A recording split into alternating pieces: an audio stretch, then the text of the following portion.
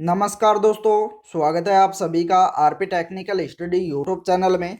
तो दोस्तों, आज के इस वीडियो में अपन बात करेंगे टेक्निकल हेल्पर का प्रीवियस ईयर क्वेश्चन पेपर, जो कि 29 अगस्त 2018 का थर्ड शिफ्ट वाला पेपर है। और आपको बता दूं कि यह टेक्निकल हेल्पर भर्ती 2018 का लास्ट पेपर था। यह लास्ट शिफ्ट थी। इससे पहले के सभी शिफ्टों के पेपर अपन पहले ही देख चुके हैं, जिनका लिंक आपको नीचे डिस्क्रिप्शन में मिल जाएगा, तो आप वहां से देख लेना अगर अभी तक नहीं देखे हो तो चलिए शुरू करते हैं आज की इस वीडियो को। तो दोस्तों, आज का हमारा पहला क्वेश्चन है, यदि आर प्रतिरोध के तार को खींचकर उसकी लंबाई को दोगुना किया जाए तो इसका प्रतिरोध क्या होगा। एक तार है, उसको खींचकर दोगुना किया जाता है, उसकी लंबाई को क्या किया जाता है, दोगुना किया जाता है। तो दोस्तों, जब उसकी लंबाई को दोगुना करेंगे तो उसके प्रतिरोध उसका अनुप्रस्थ काट क्षेत्रफल क्या होगा, आधा हो जाएगा। क्या हो जाएगा, 1/2 हो जाएगा। अर्थात अनुप्रस्थ काट जब आधा होगा और लंबाई दोगुनी होगी तो प्रतिरोध कितना गुना हो जाएगा, 4 गुना हो जाएगा। कितना हो जाएगा, 4 गुना। तो इसका करेक्ट आंसर हो जाएगा 4R। उसका प्रतिरोध कितना हो जाएगा, 4R, क्योंकि उस प्रतिरोध का मान कितना दे रखा है, R दे रखा है, तो उसका प्रतिरोध कितना हो जाएगा, 4R। तो करेक्ट आंसर हो जाएगा ऑप्शन नंबर ये। अगला क्वेश्चन है, 10 ओम प्रतिरोध वाले तार को मोड़कर एक वृत्त बनाया गया। वृत्त के किसी भी व्यास के दो बिंदुओं के मध्य का प्रभावी प्रतिरोध क्या होगा। एक 10 ओम का प्रतिरोध दे रखा है, उसको उस तार को मोड़कर क्या बनाया गया, एक वृत्त बनाया गया। तो दोस्तों, इसके दो बिंदुओं का प्रतिरोध ज्ञात करना है, दो बिंदुओं का प्रतिरोध ज्ञात करना है। तो जब उसको मोड़ेंगे तो उसका प्रतिरोध कितना हो जाएगा, 1/4 हो जाएगा। क्या हो जाएगा, 1/4 हो जाएगा। तो उसको 1/4 को 10 से गुणा करेंगे तो कितना आ जाएगा, 2.5। करेक्ट आंसर कितना हो जाएगा, 2.5 ओम। अगला क्वेश्चन दोस्तों, अगला क्वेश्चन दे रखा है, प्रत्येक 1 ओम के 3 प्रतिरोधों को संयोजित करके एक त्रिभुज बनाया गया। किन्हीं भी दो कोनों के मध्य का प्रतिरोध क्या होगा। क्या दे रखा है, 3 प्रतिरोध दे रखा है, जिसमें उसको एक त्रिकोण बनाया गया है। क्या बनाया गया है, एक त्रिभुज बनाया गया है इस प्रकार से, जो प्रत्येक का मान 1 ओम है। प्रत्येक का मान कितना है, 1 ओम बताया गया है। तो 1 ओम दे रखा है, तो किन्हीं भी दो कोनों का, जहाँ यहाँ से स्टार्ट करेंगे तो इन दो कोनों का, या फिर यहाँ से स्टार्ट करेंगे तो इन दो कोनों का, इस प्रकार से इसका प्रतिरोध कितना होगा। तो दोस्तों, इसका सूत्र होता है एक 2/3 गुणा आर, अर्थात प्रतिरोध। तो 2/3 गुणा आर, ये प्रतिरोध होता है, आर का मतलब है। तो जब इसको हल करेंगे, 2/3 गुणा प्रतिरोध का मान दे रखा है 1 ओम, तो इसको जब हल करेंगे तो कितना आ जाएगा, 2/3 ओम। तो करेक्ट आंसर क्या हो जाएगा, 2/3 ओम। राइट आंसर हो जाएगा ऑप्शन नंबर डी। अगला क्वेश्चन है दोस्तों, अगला क्वेश्चन दे रखा है, निम्न में से किस घटक में दो डायोड होते हैं। इनमें से किस घटक में दो डायोड होते हैं। ऑप्शन दे रखा है, वोल्टेज डबलर में, वोल्टेज डिवाइडर में, वोल्टेज फॉलोवर में, ए और सी दोनों में, या इनमें से कोई नहीं। तो इनमें से किस घटक में दो डायोड होते हैं, बहुत इंपॉर्टेंट क्वेश्चन है। फटाफट से कमेंट करके बताना है कि इसका राइट आंसर क्या होगा।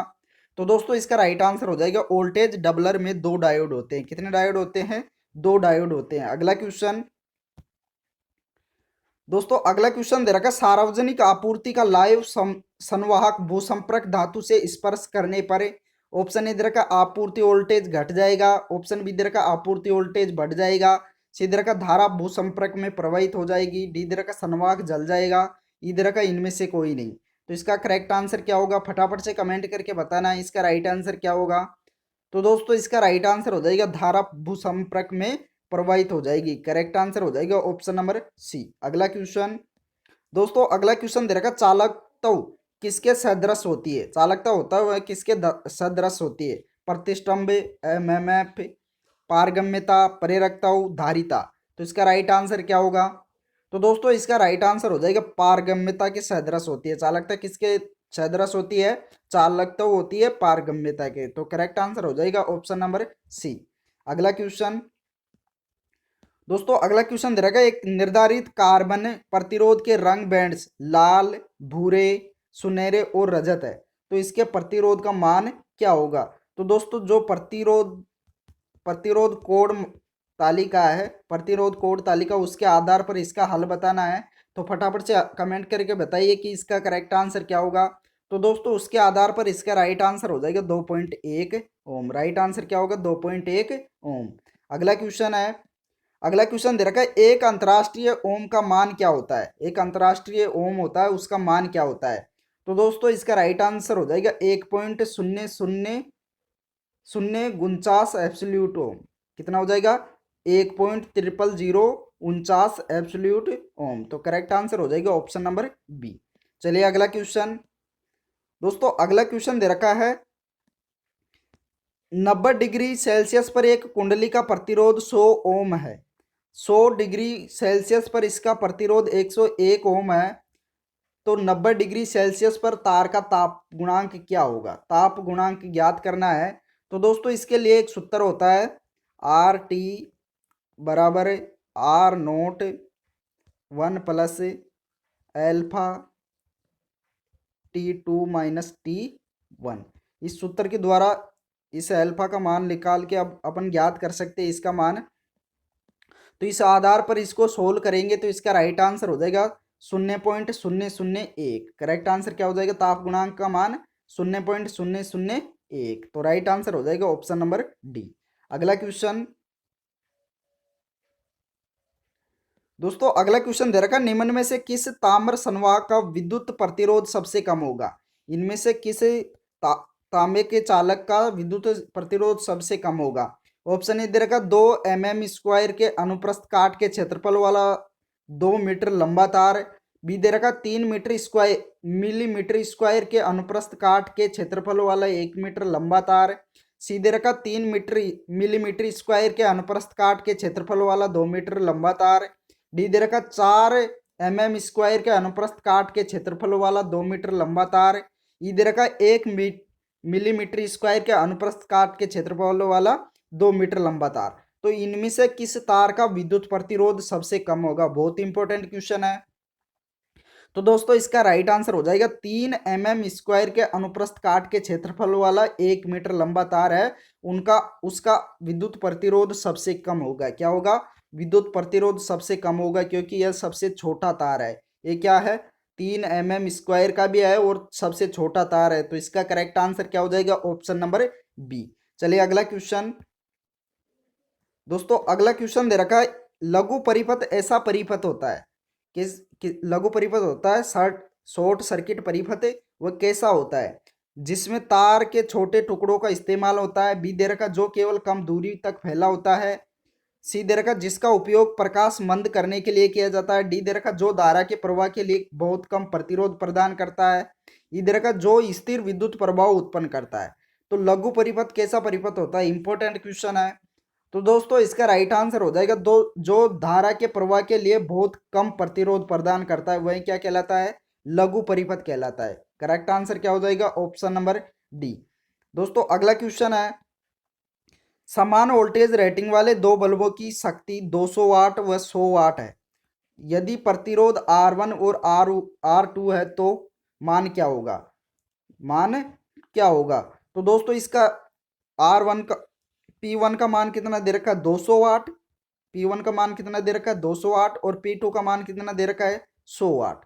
तो इस आधार पर अगर अपन बात करें तो इसका मान कितना हो जाएगा? R2 बराबर 2R1। क्या हो जाएगा? R2 बराबर 2R1। करेक्ट आंसर होगा ऑप्शन नंबर बी। चलिए अगला क्वेश्चन। दोस्तों अगला क्वेश्चन दे रखा है ताप दीप्त लैंप का ताप प्रतिरोध इसके शीत प्रतिरोध से लगभग होता है कितना गुना होता है? 2 गुना, 10 गुना, 50 गुना, 100 गुना या 125 गुना? तो दोस्तों इसका राइट आंसर हो जाएगा 2 गुना होता है। करेक्ट आंसर क्या होगा? ऑप्शन नंबर ये। अगला क्वेश्चन। दोस्तों अगला क्वेश्चन दे रखा है विद्युत आवेश संग्रहित करने की संधारित्र की क्षमता का मान होता है प्रतिघात, प्रतिरोध, प्रेरकता, धारिता या प्रतिष्ठंभ?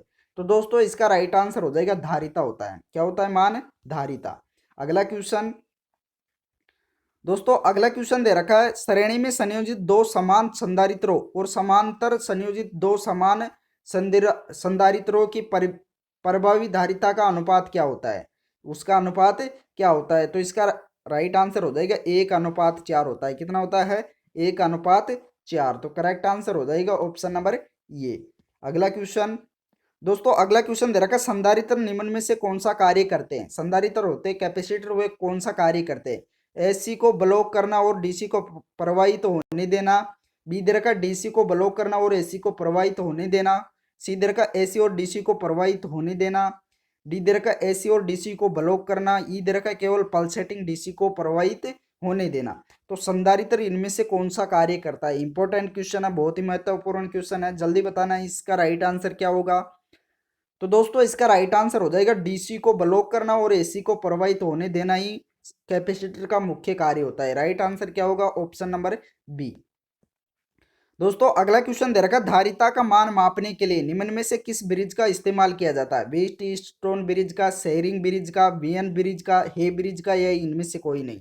तो धारिता का मान मापने के लिए इनमें से किस ब्रिज का उपयोग किया जाता है, इस्तेमाल किया जाता है? इंपॉर्टेंट क्वेश्चन है। तो दोस्तों इसका राइट आंसर क्या होगा? इसका राइट आंसर हो जाएगा शेयरिंग ब्रिज का प्रयोग किया जाता है। किस ब्रिज का प्रयोग किया जाता है धारिता मापने के लिए? शेयरिंग ब्रिज का। तो करेक्ट आंसर हो जाएगा ऑप्शन नंबर बी। चलिए अगला क्वेश्चन, अगले क्वेश्चन का आंसर बताइए क्या होगा। प्रदीप्ति ट्यूब में संघनित्र का इस्तेमाल क्यों किया जाता है? धारा स्थिरांक घटाने के लिए, रेडियो व्यतिकरण न्यूनतम करने के लिए, प्रकाश विकर्णित करने में लगने वाला समय न्यूनतम करने के लिए, डी दे रखा फेज को व्यतिकरण से विभाजित करने के लिए, ई दे रखा आरंभिक धारा प्रदान करने के लिए। तो इसका राइट आंसर क्या होगा? बहुत इंपॉर्टेंट क्वेश्चन है। तो दोस्तों इसका राइट आंसर हो जाएगा रेडियो व्यतिकरण न्यूनतम करने के लिए। करेक्ट आंसर क्या होगा? Option number B. चलिए अगला क्वेश्चन, अगले क्वेश्चन का आंसर बताइए क्या होगा। 2 एम्पियर की धारा प्रयुक्त 2 ओम का प्रतिरोध कितनी शक्ति का इस्तेमाल करेगा? पावर ज्ञात करना है, पावर ज्ञात करके बताना है। इसका राइट आंसर क्या होगा? तो दोस्तों जब अपन को धारा व प्रतिरोध दे रखे तो सूत्र कौन सा लगाएंगे? आई का स्क्वायर इंटू आर। तो आई कितनी दे रखी है? 2 एम्पियर। तो 2 × 2, प्रतिरोध कितना दे रखा है? 2। तो 2 × 4 और 2, 4 को 2 से गुणा करेंगे तो कितना आ जाएगा? 8। तो इसका राइट आंसर हो जाएगा 8 वाट। करेक्ट आंसर क्या हो जाएगा? Option number C. चलिए अगला क्वेश्चन, अगले क्वेश्चन का आंसर बताइए क्या होगा। नाभिकीय ऊर्जा संयंत्र में मंदक के रूप में निम्न में से किस पदार्थ का इस्तेमाल किया जाता है? ग्रेफाइट का, बोरोन का, कैल्शियम का, प्लेटिनियम का, टंगस्टन का। तो नाभिकीय ऊर्जा संयंत्र होता है उसमें मंदक के रूप में किसका इस्तेमाल किया जाता है, किस पदार्थ का इस्तेमाल किया जाता है? इंपॉर्टेंट क्वेश्चन है। तो दोस्तों इसका राइट आंसर हो जाएगा ग्रेफाइट का इस्तेमाल किया जाता है। राइट आंसर क्या हो जाएगा? ऑप्शन नंबर ये। अगला क्वेश्चन, दोस्तों अगला क्वेश्चन दे रखा है आरएमएस मान से एसी के औसत मान अनुपात को क्या कहा जाता है? आरएमएस मान से एसी के औसत मान अनुपात को क्या कहा जाता है? पारगम्यता, विशिष्ट प्रतिरोध, फॉर्म फैक्टर, आर्मेचर प्रतिक्रिया, ससेप्टेंस। तो करेक्ट आंसर क्या होगा? दोस्तों आरएमएस मान कितना होता है? 0.707 बटे औसत मान कितना होता है? औसत मान होता है 0.637। तो इस मान के अनुपात को जब इसमें भाग देते हैं तो इसका मान कितना आ जाता है? इसका मान आता है 1.11। कितना आता है? 1.11। तो इस 1.11 के मान को क्या कहा जाता है? इसको क्या कहा जाता है? ये होता है प्रभावी मान जिसे आरएमएस मान भी कहते हैं, और ये होता है औसत मान। तो इन दोनों के जब इस दोनों में भाग देते हैं अनुपात होता है तो उसे क्या कहा जाता है? तो दोस्तों इसको कहा जाता है फॉर्म फैक्टर। इसका राइट आंसर क्या हो जाएगा?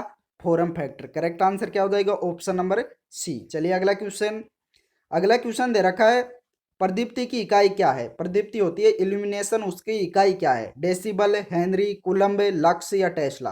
तो प्रदीप्ति की इकाई क्या होती है? बहुत ही इंपॉर्टेंट क्वेश्चन है। तो दोस्तों इसका राइट आंसर हो जाएगा ऑप्शन नंबर डी, लक्स होती है। प्रदीप्ति की इकाई क्या होती है? लक्स। तो करेक्ट आंसर होगा ऑप्शन नंबर डी। चलिए अगला क्वेश्चन, दोस्तों अगला क्वेश्चन दे रखा है यदि एसी सर्किट में 40 ओम का प्रतिरोध, 90 ओम का प्रेरण प्रतिघात और 60 ओम का कैपेसिटिव रिएक्टेंस है तो प्रतिबाधा किसके बराबर होगी? जेड ज्ञात करके बताना है। जब अपन को दे रखा है प्रतिरोध दे रखा है 40, प्रतिरोध कितना दे रखा है? 40 ओम, और इंडक्टिव रिएक्टेंस दे रखा है एक्सएल बराबर 90 ओम, एक्स सी का मान दे रखा है इंडक्टिव कैपेसिटिव रिएक्टेंस 60 ओम। तो इसका इम्पीडेंस ज्ञात करके बताना है। तो इम्पीडेंस ज्ञात करने के लिए फॉर्मूला क्या होगा? इम्पीडेंस का मतलब होता है जेड। तो जेड ज्ञात करने का फॉर्मूला क्या होगा? अंडर रूट आर का स्क्वायर प्लस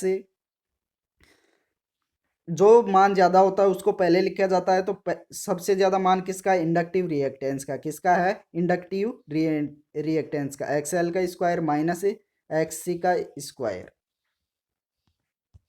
इस प्रकार से इसको हल कर लेंगे तो आर आर का स्क्वायर कितना दे रखा? 40। तो 40 का स्क्वायर प्लस एक्स सी का, एक्स एल का मान दे रखा है 90 ओम, तो 90 माइनस इसका कितना दे रखा है? 60 का स्क्वायर। तो चलिए हल कर लेते हैं। 40 का स्क्वायर प्लस 90 में से 60 गया तो कितना बचेगा? 30। तो 30 का स्क्वायर अंडर रूट में, तो 40 गुना 40 करेंगे तो कितना आ जाएगा? 1600 प्लस 30 गुना 30 कितना हो जाएगा? 900। अंडर रूट जोड़ेंगे तो कितना हो जाएगा दोनों को? 2500। कितना हो जाएगा? 2500। जब इसका अंडर रूट उठाएंगे तो क्या करेंगे?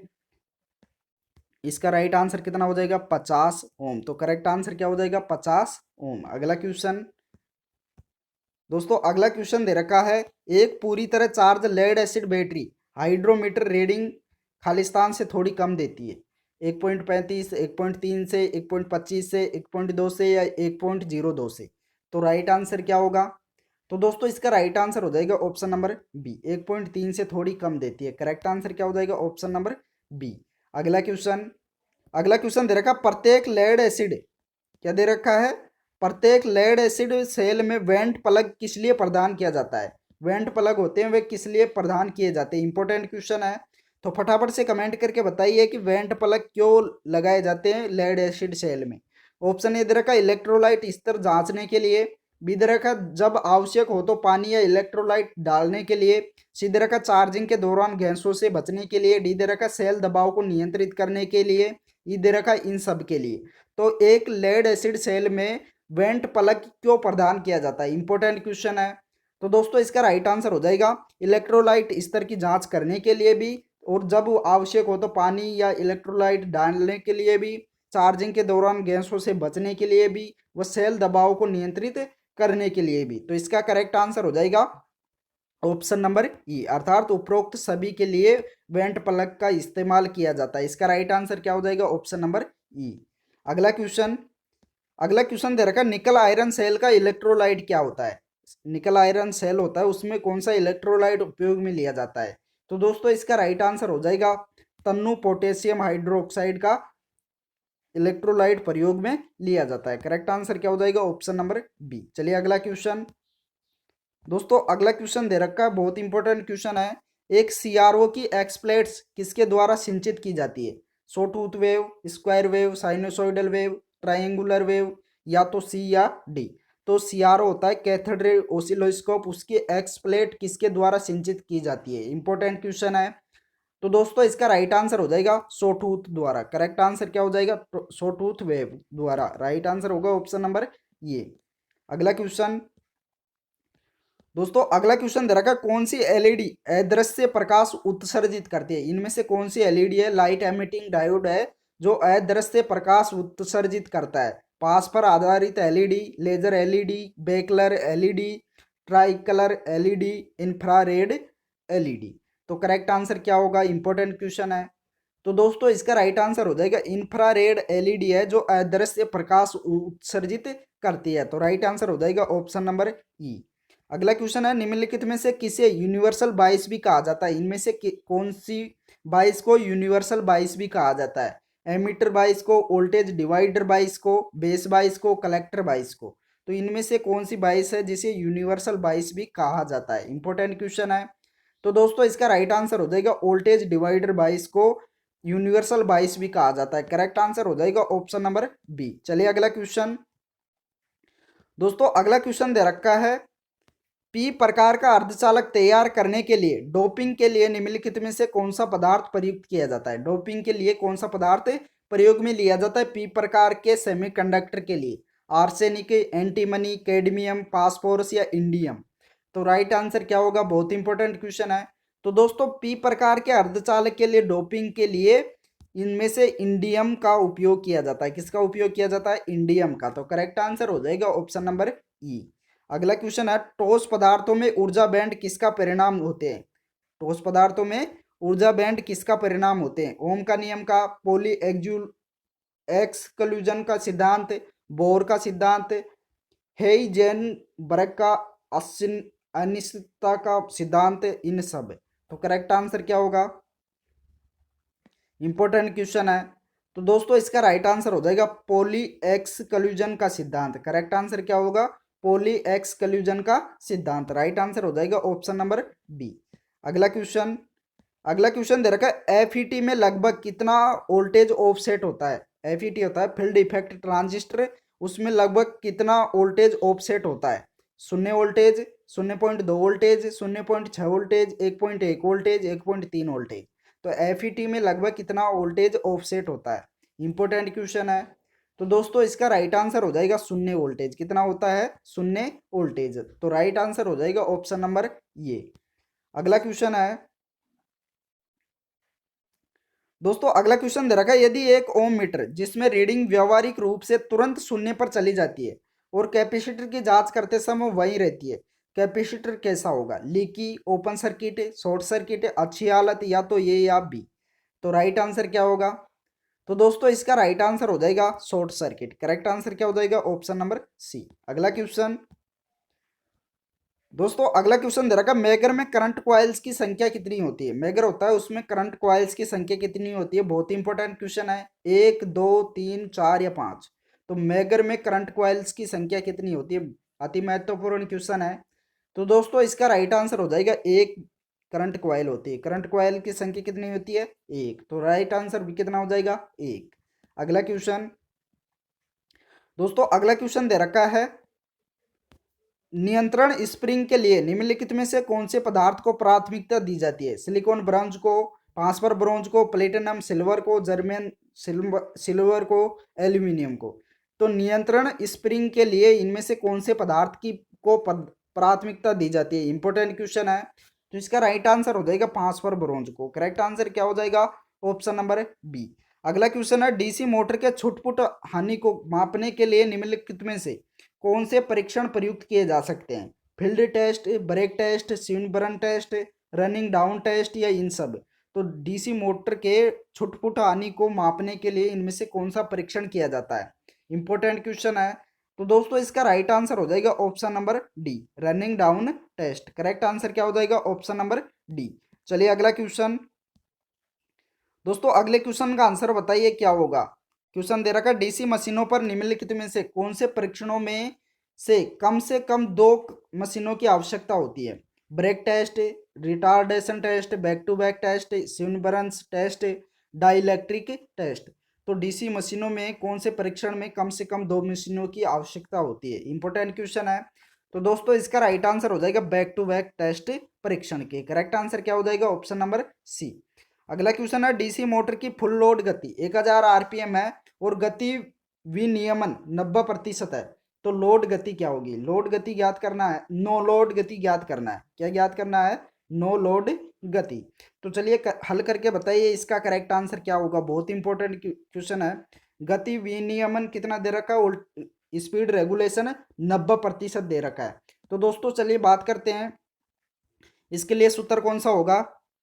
इसके लिए सूत्र होता है गति नियमन के लिए, तो इसके लिए होता है गति नियमन बराबर नो लोड गति माइनस फुल लोड गति। क्या होता है? नो लोड गति माइनस फुल लोड गति बटे फुल लोड गति। क्या होता है?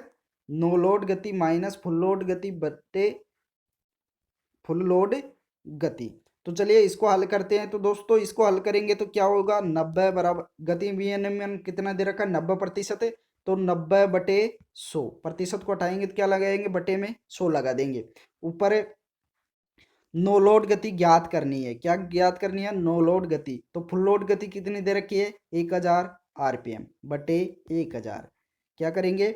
100 से 2 जीरो कैंसिल हो जाएगा। इधर इधर से कितना बचेगा? इधर आके ये कितना हो जाएगा? 900। कितना हो जाएगा? 900 बराबर n शून्य माइनस 1000।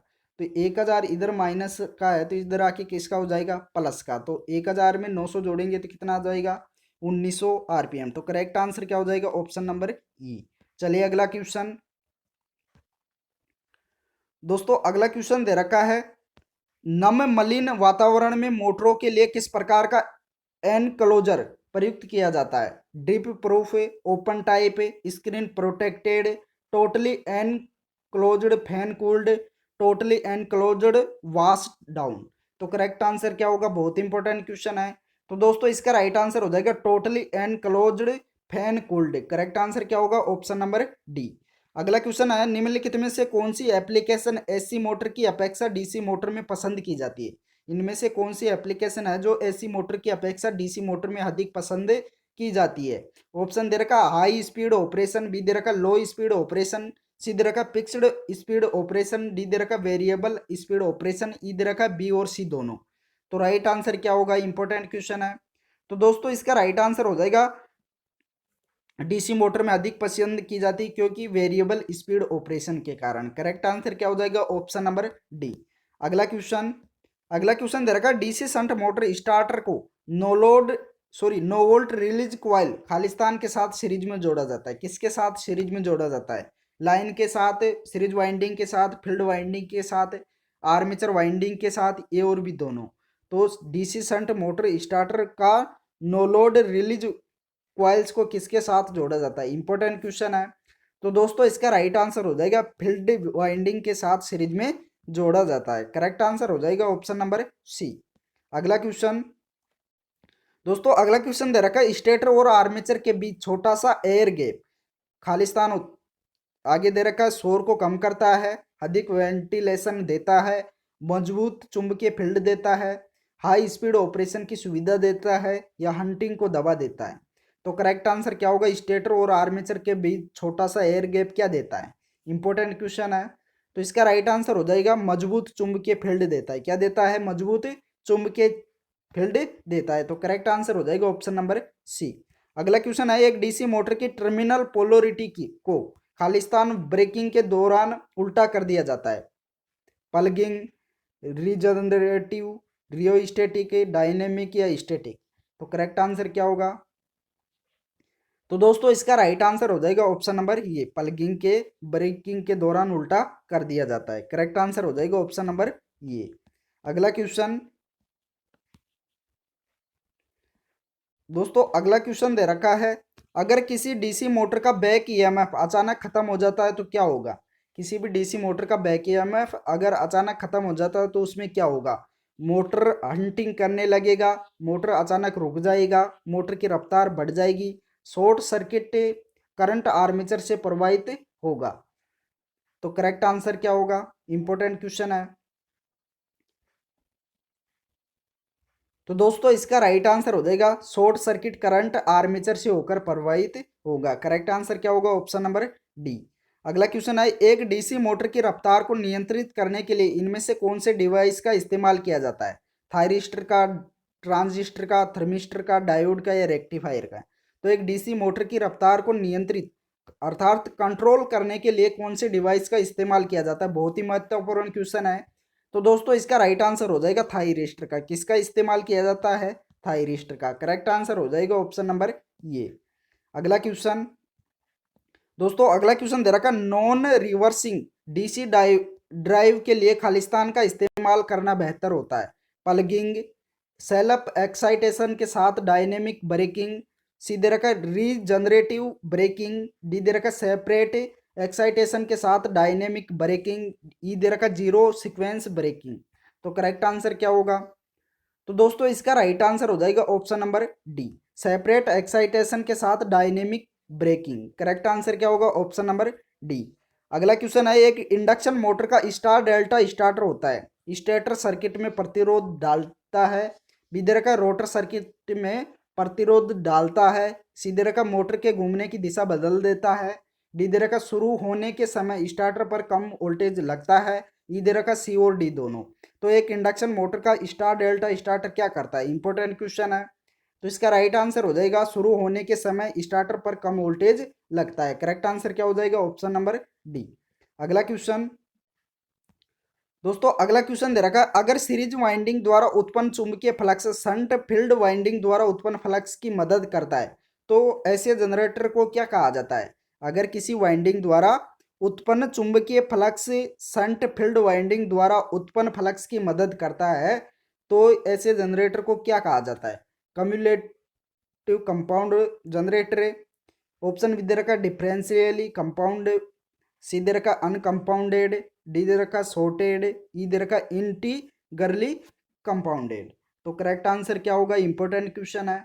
तो दोस्तों इसका राइट आंसर हो जाएगा cumulative compound generator. Correct answer क्या हो जाएगा, ऑप्शन नंबर ये। अगला क्वेश्चन दोस्तों, अगला क्वेश्चन दे रखा है नो लोड की परिस्थितियों में इंडक्शन मोटर का पावर फैक्टर लगभग कितना होता है। नो लोड की स्थिति में इंडक्शन मोटर का पावर फैक्टर अर्थात शक्ति गुणांक लगभग कितना होता है। इंपॉर्टेंट क्वेश्चन है। 0.15 लेग, 0.707 लीड, सी दे रखा 0.8 लेग, डी दे रखा यूनिटी, ई दे रखा 0.707 लेग। तो करेक्ट आंसर क्या होगा, तो दोस्तों इसका राइट आंसर हो जाएगा 0.15 लेग। करेक्ट आंसर हो जाएगा ऑप्शन नंबर ये। अगला क्वेश्चन है इंडक्शन मोटर के लिए स्लिप रिंग किसके बने होते हैं। एल्यूमिनियम के, कार्बन के, फास्फर ब्रोंज के, कोबाल्ट स्टील के या कॉपर के। तो इसका राइट आंसर क्या होगा, इंडक्शन मोटर के लिए स्लिप रिंग किसके बने होते हैं। इंपॉर्टेंट क्वेश्चन है।